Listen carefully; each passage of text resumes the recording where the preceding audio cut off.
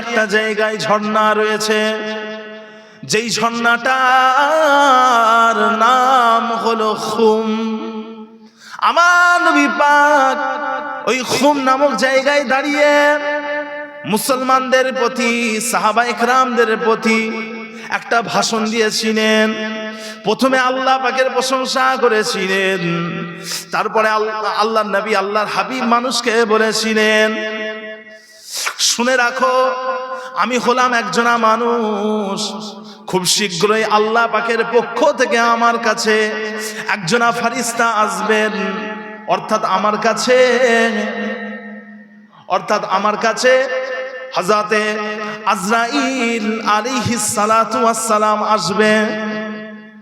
অর্থাৎ আমার ডাক পড়ে যাবে, আমি আল্লাহ পাকের কাছে চলে যাব।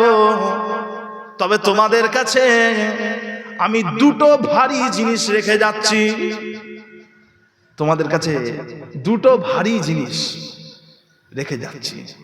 প্রথম নাম্বার হলো কোরআন, কোরআন মাজিদ। এটা হলো হেদায়েত, এটা হলো আলো। তোমরা কোরআনের উপরে আমল করবে। মানুষকে কোরআনের ব্যাপারে অনুপ্রাণিত করলেন, উদ্বুদ্ধ করলেন। দ্বিতীয় নম্বর হলো আল্লাহ নবী বলছেন, দ্বিতীয় নম্বর হলো আমার আহলে বায়ত, আমার ঘরবাসীরা, তোমরা আমার ঘরবাসীদের ব্যাপারে আল্লাহ পাককে স্মরণ করবে। আমার ঘরবাসী আহলে বায়ত, শুনছেন? আহলে বায়ত কারা? চারটে বংশের মানুষকে আহলে বায়ত বলা হয়। কটা বংশ? চারটে বংশ। প্রথম নম্বর হলো রাসূলুল্লাহ সাল্লাল্লাহু আলাইহি ওয়াসাল্লামের জামাতা হযরত আলী রাদিয়াল্লাহু আনহু সম্পর্কে চাচাতো ভাই ছিলেন, চাচাতো ভাই এবং জামাই আলী রাদিয়াল্লাহু আনহু। আলী রাদিয়াল্লাহু আনহু ইনার যত বংশধরেরা আছে, ইনার ছেলে, তার ছেলে, তার ছেলে, সকলেই হলেন আহলে বায়ত, আওলাদে রাসূল। দ্বিতীয় নম্বর হলো আলী রাদিয়াল্লাহু আনহুর ভাই হযরত জাফর রাদিয়াল্লাহু আনহু, ইনার আওলাদেরা, ইনার ছেলের ছেলে, তার ছেলে, বংশধরেরা। তৃতীয় নম্বর হচ্ছে আলী রাদিয়াল্লাহু আনহুর আরেকজন ভাই, যিনার নাম হলো আকিল।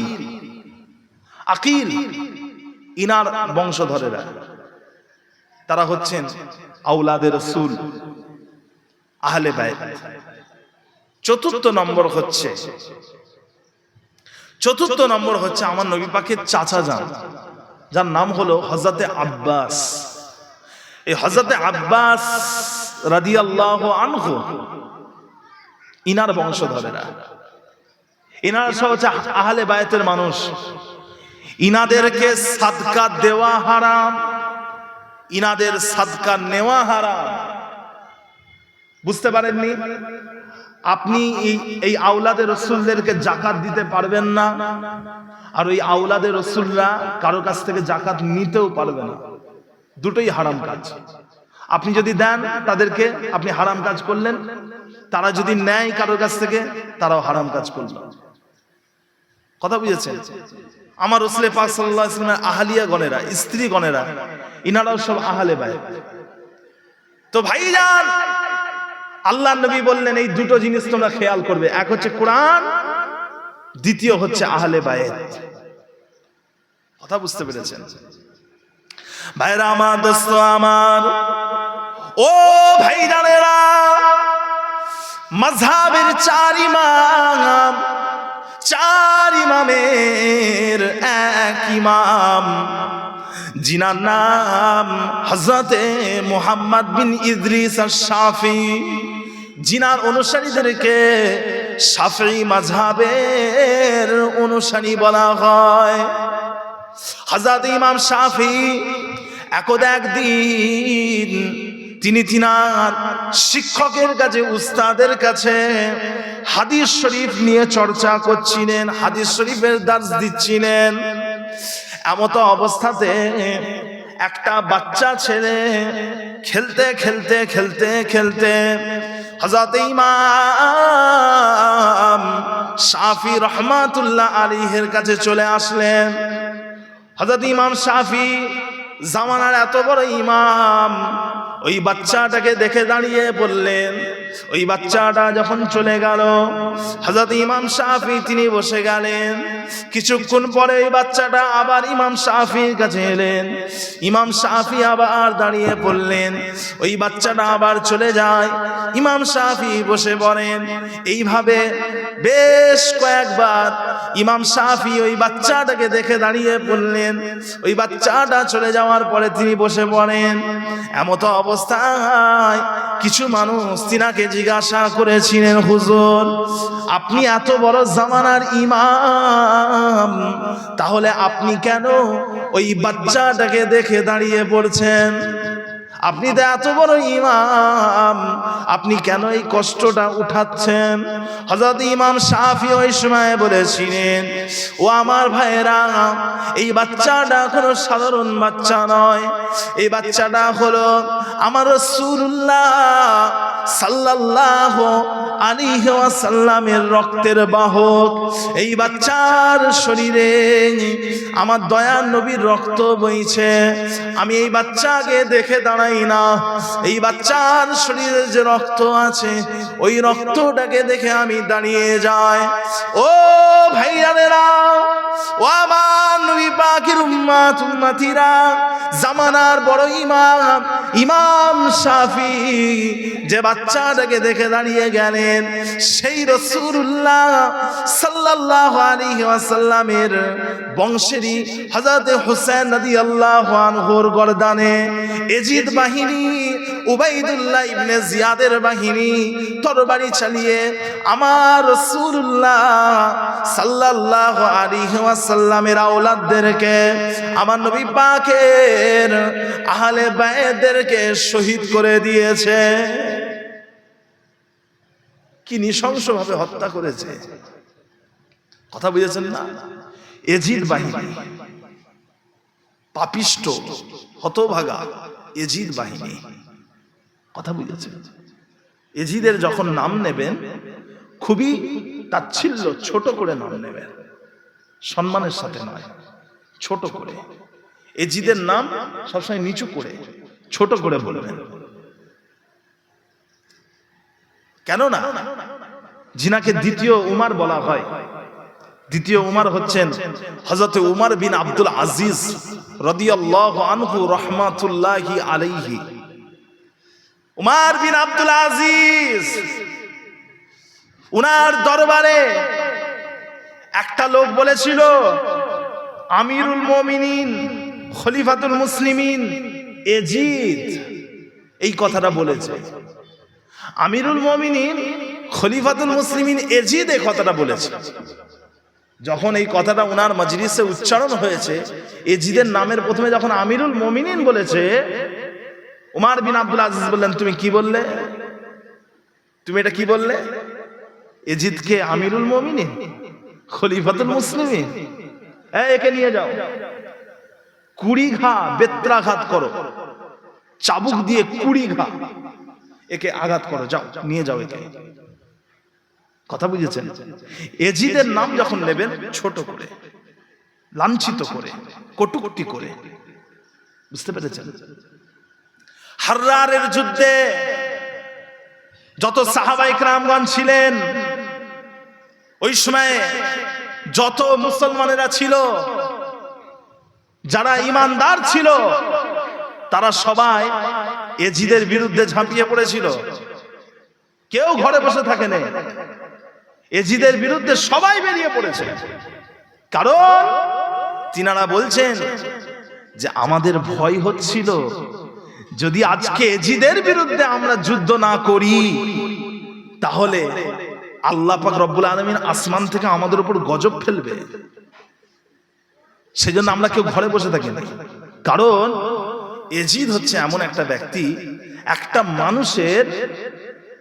মানুষের মাকে, স্ত্রীকে, একটা মানুষের মাকে, স্ত্রীকে, বোনকে একই সময়ে বিবাহ করত একসাথে। বলেন না নাউজুবিল্লাহ। মা স্ত্রী মেয়েকে বোনকে একসাথে বিয়ে করত। এজিদ মদ খেত, কথা বুঝতে পেরেছেন? জেনায় লিপ্ত হয়ে থাকতো।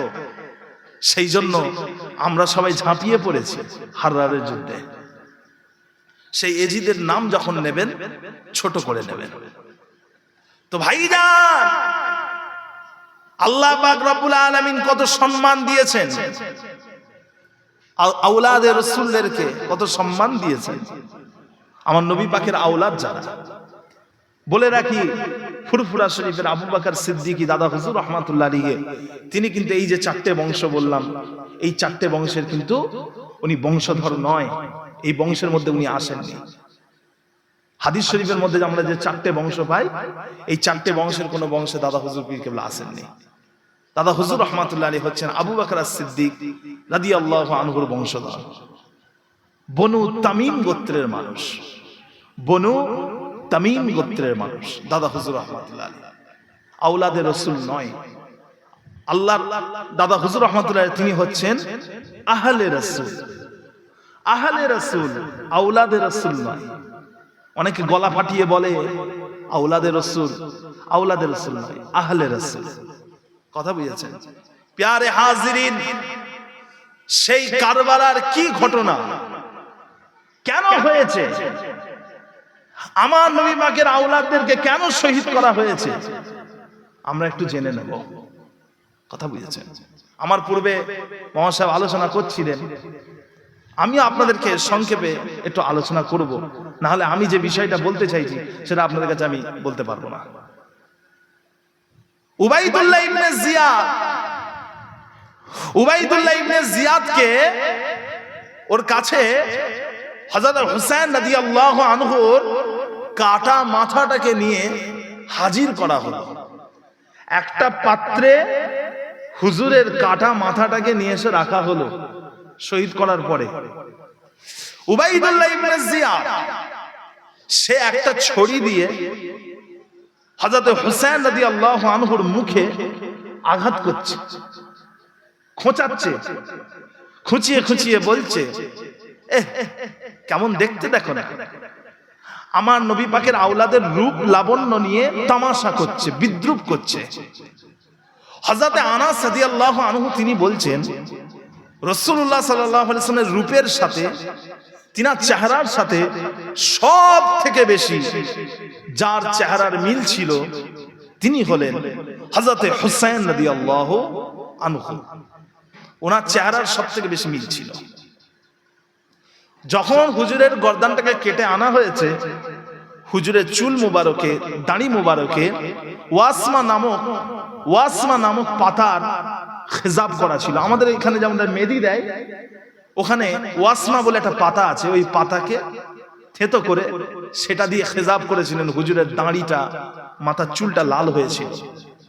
তো এইভাবে হুজুরকে কষ্ট দিয়েছে, বিদ্রূপ করেছে।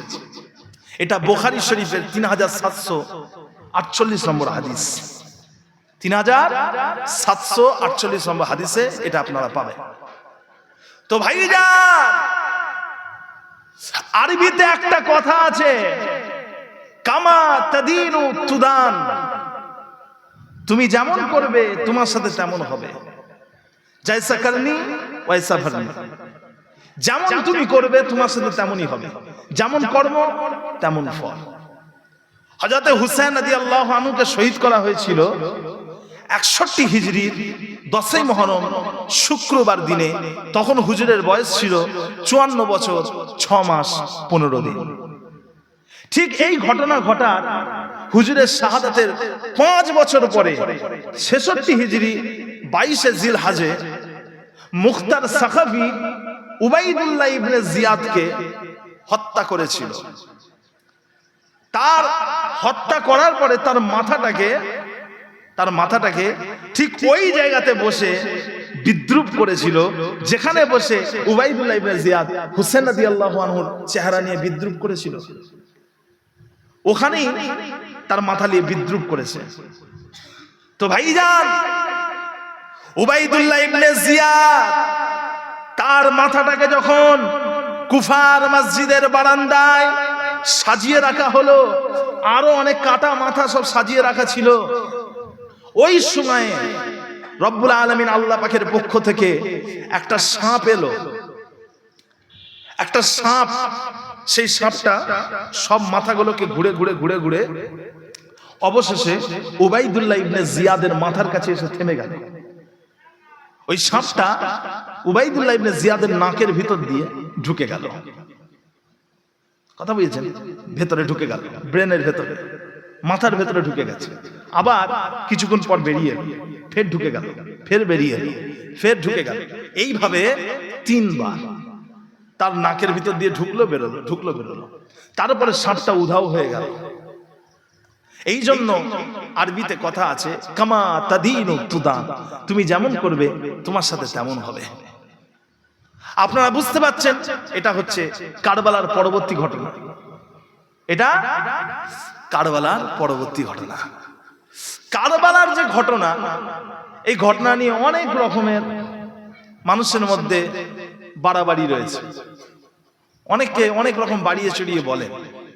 তো হযরতে ইবনে কাসির রহমাতুল্লাহ আলাইহি তিনি তিনার বিখ্যাত কিতাব আল বিদায়া ওয়ান নিহায়া এর মধ্যে হুসাইন রাদিয়াল্লাহু আনহু শাহাদাতের ব্যাপারে যেগুলো উল্লেখ করেছেন, সেখান থেকে আমি সংক্ষেপে আপনাদেরকে বলি। প্রকৃত কারবালার প্রকৃত যে ইতিহাস সংক্ষেপে খুব ছোট্ট করে, আসল যে বিষয়গুলো কয়েকটা বিষয় আপনাদেরকে বলি। আমিরে মুআবিয়া রাদিয়াল্লাহু আনহু তিনি ছিলেন মুসলিম জাহানের 5ম খলিফা। খুলাফায়ে রাশিদিনদের পরে যিনি খলিফা হয়েছিলেন হযরত আমিরে মুআবিয়া রাদিয়াল্লাহু আনহু 20 বছর তিনি তিনার খেলাফতের কাজ চালিয়ে গেলেন। এই 20 বছর পরে তিনার খেলাফতের অন্তিম সময়ে, শেষ সময়ে তিনি মনে করলেন যে আমার পরে খেলাফতের পদে কে বসবে সেটা আমার একটা ঠিক করে দেওয়া উচিত। কারণ খেলাফতকে কেন্দ্র করে মুসলমানদের মধ্যে মারপিট, গৃহদ্বন্দ্ব আর যেন না হয়, মুসলমানদের মধ্যে যেন আর রক্তাক্ত যেন না হয়। সেই জন্য আমার পরে কে খলিফা হবে আমি আমার জীবন দশায় সেটা ঠিক করে দিয়ে যাব। কথা বুঝতে পেরেছেন তো ভাইজান? তিনি বিভিন্ন প্রদেশ থেকে, দেশ বিদেশ থেকে বড় বড় গভর্নরদেরকে, সচিবদেরকে দাওয়াত করলেন, ডাকলেন, ডেকে তাদের সাথে আলোচনা করলেন। যেই সিদ্ধান্তটা নেওয়া হলো সেই সিদ্ধান্তটা হলো এজিদকে হুজুরের পরে, মুআবিয়া রাদিয়াল্লাহু আনহুর পরে খলিফা করা হবে। কাকে? এজিদকে। সঙ্গে সঙ্গে আমিরে মুআবিয়া রাদিয়াল্লাহু আনহু তিনি বিভিন্ন প্রদেশে তিনি গভর্নরদেরকে বলে পাঠালেন যে তোমরা সবাই এজিদের পক্ষ থেকে বায়াত নাও, মানুষের কাছ থেকে এজিদের পক্ষ থেকে ভোট নাও, বায়াত নাও। প্রত্যেকটা দেশের প্রদেশের গভর্নরেরা তারা সবাই এজিদের পক্ষ থেকে বায়াত নিচ্ছেন। মুসলিম জাহানের বেশিরভাগ মুসলমান এজিদের পক্ষে বায়াত দিয়ে দিলেন। কুফা, বাসরা, সিরিয়া, মক্কা, মদিনা এসব জায়গার মানুষেরা সব ভোট দিলেন।